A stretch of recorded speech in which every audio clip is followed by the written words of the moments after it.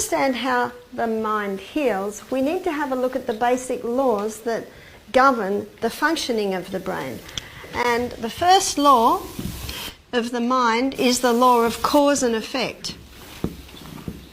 And effect follows cause with unvarying degree all through nature, and never should the effect be blamed as the cause. And how often it is. I told you the story this morning of the lady who got panic attacks. And she thought that she'd got panic attacks as if it's the cause of all her problems, but it was actually the effect of all her problems. And I was able to show her how to rewire her brain so that she could overcome her panic attacks. And I've seen quite a few people being able to overcome their panic attacks. It doesn't happen overnight. It doesn't happen straight away. And the things that I recite to you, I didn't read yesterday or learn yesterday. And the beautiful piano playing we heard this morning, it didn't happen yesterday either. You know, Rome wasn't built in a day. Isn't that the old saying? But little by little by little, practice makes perfect, and practice makes permanent as well, as I showed you in the pathway that comes in the brain. So always should we put our detective hat on and find out why these things are so. There's a verse in the Bible that says, do unto others as you would have them do to you. Now this is more than a nice saying. This is divine law. And that law states that whatever you give out, you shall receive again. Now that's great news, and it's bad news. When's it bad news? When what you're giving out is not good. One lady said to me, last week, she's 80, my son held me down and forced medication down my throat. I said, oh dear. She said, yes, I used to do it to him. What can I say? And have you seen the little brooch, the little sticker on the back of a car? Parents, be nice to your children. They're going to choose your old folks home. Life serves back in the coin you pay, so be careful. Be careful what you're giving out. And some people say, well, they need to know what it feels like. You know, I've been hurt. Well, maybe so, but not by your hand, because if it is by your hand, what does that law state? It's coming back again. So how can you walk away from heartache, from pain, from abuse? There is a way. And the second law covers it. It's the law of choice. And the choice that enables us to walk away from heartache is the choice to forgive. And what most people don't understand is that forgiveness is not a feeling. Forgiveness is a frontal lobe choice. In fact, if you were to wait till you felt like forgiving, I'd like to suggest that we would never do it. No, it's a frontal lobe decision. It's like the young girl that I was working with. She's 14, she's angry, she's bitter. Her father had sexually abused her from 6 to 9 years of age. But I knew, what's this going to do for her life? What's it going to do for every relationship? Her marriage, her role as a parent. So I decided to take the plunge, you know, when you turn the hot water off and just have cold water on. What I plunge every morning when I go into that cold creek, I took the plunge and I sat with her and I gave myself a bit of time, and I was going to go through this with her. And I said, do you know, there is one way that you can be freed from the heartache that you're feeling, and that is by forgiveness. She said, no way, he does not deserve to be forgiven. I said, absolutely right, but it's got nothing to do with it. As the time went on, I explained to her how forgiveness cuts the chains that bind you to that painful past. Forgiveness gives you wings. Forgiveness gives you freedom. Forgiveness is the only prescription in the entire universe that has the power to break the chemical bonds of hostility, anger, and hate.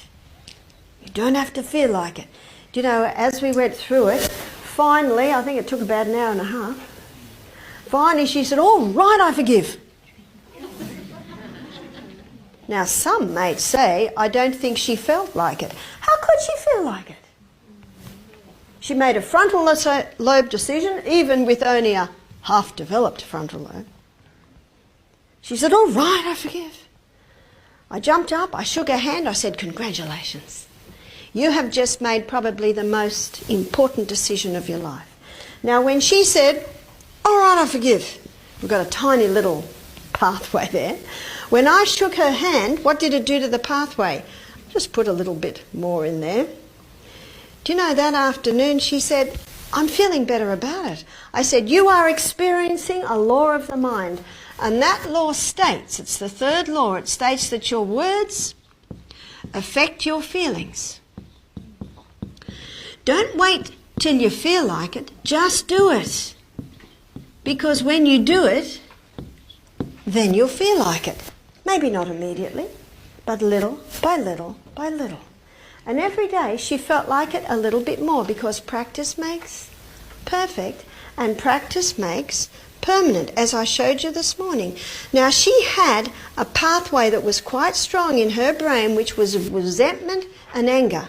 Do you know, research is showing now that anxiety, discontent, remorse, guilt, distrust can all break down the life forces and invite decay and death into the body. Now that little book that I think you've picked up, called The Ministry of Healing, if you go to the chapter Mind Cure, you will find that statement in there. That grief, anxiety, discontent, remorse, guilt, distrust all break down the life forces and can invite decay and death into the human body. That's quite a statement. And that was written 100 years ago, and look what science shows today. Dr. Carolyn Leaf, in her book Who Switched Off My Brain, she shows that when we entertain or cherish negativity and resentment, anger, anxiety, it's negativity. When we entertain negativity, it's like a breeze going through our mind. Now we are all tempted with negativity, or am I the only one? We all are. Now that negative thought comes into the mind, and it's like a breeze, and it wafts through the branches of your nerves. And if you decide to hold on to it by cherishing it, entertaining it, little thorns grow between the dendrites. And those little thorns are physical thorns that the science is showing can cause damage in your nervous system to the point of psychosomatic diseases. All because we cherished and held on to negative thoughts. You don't have to feel like it. How could you? Just do it. Like this young girl. All right, I'll do it. Great. Now every day I'd look at her, and that's all I had to do. Okay? Children are very, very bright. Don't say the obvious, okay? You're implying that they're idiots. They're very bright. I just looked at her. Yes, it was my daughter. I just looked at her and she'd smile. And then I know there's a confirmation. There's a confirmation. And every day this pathway of anxiety, discontent, remorse got thinner and thinner. And every day the forgiveness pathway got larger and larger and larger. Isn't that nice? That is how also we can rewire our brain. We can rewire our brain from anxiety, discontent, remorse, guilt, distrust, and we can rewire that to go down a love, joy, peace, goodness, gentleness, generosity, down those pathways. We have a choice. We actually have a choice whether we're happy or sad. And we have no right to be